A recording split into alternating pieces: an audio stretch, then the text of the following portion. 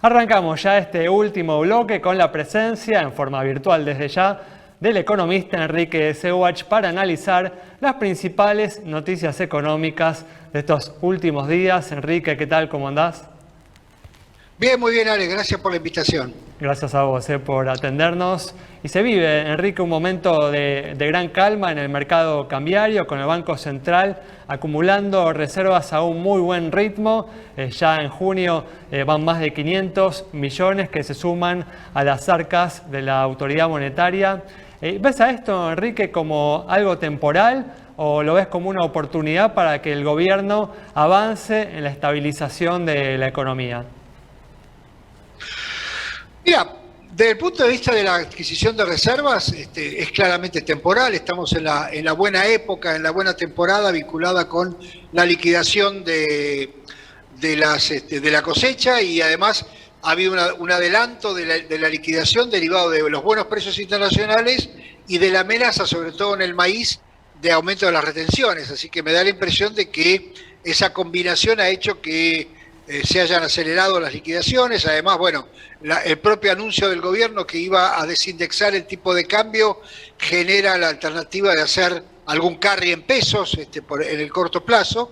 Pero bueno, me parece que esto es básicamente una cuestión temporal. Para que sea una cuestión más definitiva, deberíamos tener un programa económico, un acuerdo con el fondo, un marco diferente del que tenemos hoy, y además en el medio hay elecciones, así que no me da la impresión de que se pueda continuar mucho tiempo, ¿no? Bueno, imaginás cuando te referís y mencionás el tema de las elecciones que el gasto público se incrementará fuertemente en los próximos meses y eso puede terminar golpeando las reservas internacionales a través de un aumento, ¿no?, en el consumo, en las importaciones. Bueno, a ver, hoy hay una ventaja porque es cierto que, digamos, va a haber más gasto, pero ha habido mucho más ingresos que el previsto. Primero porque, otra vez, por las retenciones, dado los precios internacionales, el impuesto a la riqueza no estaba computado en el presupuesto, y además la propia inflación es el mejor impuesto, entre comillas, para recaudar por parte del gobierno, porque es un impuesto que, bueno, obviamente está ligado, son impuestos ligados a los precios, y la gente lo tiene que pagar sí o sí, y además no le echa la culpa al gobierno, digamos, ¿no? Entonces, eso ha mejorado la situación fiscal en la foto. Ahora, bueno, ahora hay que ver de acá para adelante, como efectivamente tenemos elecciones en el medio, va a haber gasto COVID, porque la segunda ola lo obliga, va a haber más gasto electoral, porque el gobierno quiere ganar las elecciones, o por lo menos quiere minimizar el daño que ha significado estos 2 años, así que no sabemos muy bien si efectivamente ese equilibrio fiscal que vemos hoy, o ese cuasi equilibrio fiscal que vemos hoy, se puede sostener. Y sobre eso, como está basado en atraso cambiario, en atraso tarifario, en atraso de en licuación del gasto, todos sabemos que esas 3 cosas son muy transitorias, y si la gente empieza a reaccionar frente a esa cuestión transitoria, es probable que los pesos que se pongan en el bolsillo de la gente terminen en la brecha cambiaria, o terminen en más demanda de dólares y no en más consumo, ¿no? ¿Cómo te va, Enrique? En términos de crecimiento, bien, ¿cómo impacta esto que comentás, en especial los ingresos inesperados?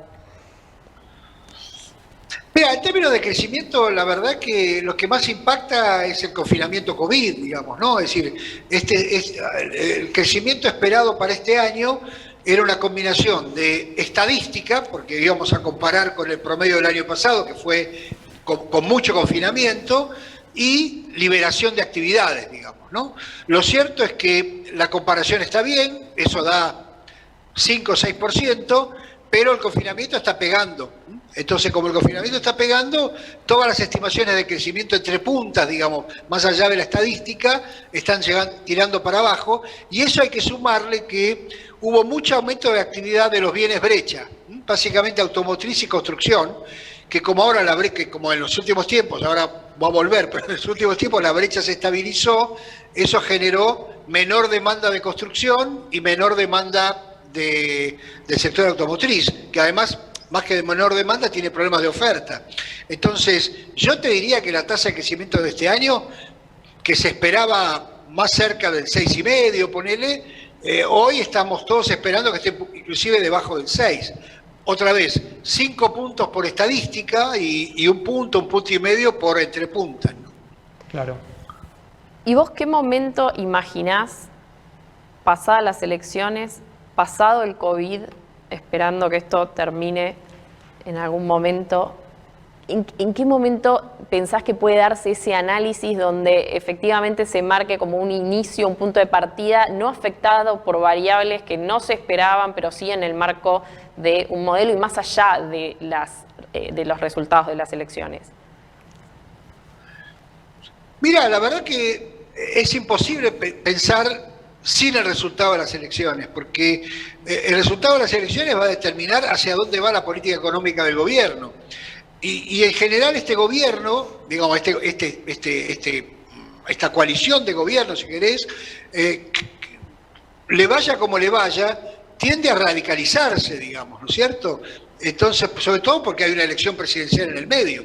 Así que si el gobierno consigue un muy buen resultado electoral, se va a radicalizar porque siente que el electorado le da la razón, digamos. Si el gobierno tiene una pérdida muy fuerte, se va a radicalizar justamente por la pérdida.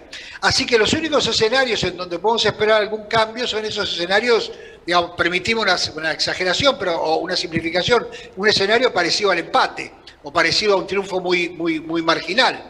Y en ese contexto, el gobierno tiene que resolver muy rápidamente, antes de que llegue otra vez el periodo electoral del 2023, el acuerdo con el fondo, el programa fiscal, el ajuste cambiario, si efectivamente lo va a hacer. Enrique, entonces, me parece que va a estar muy supeditado al resultado electoral, hacia dónde va a seguir el gobierno.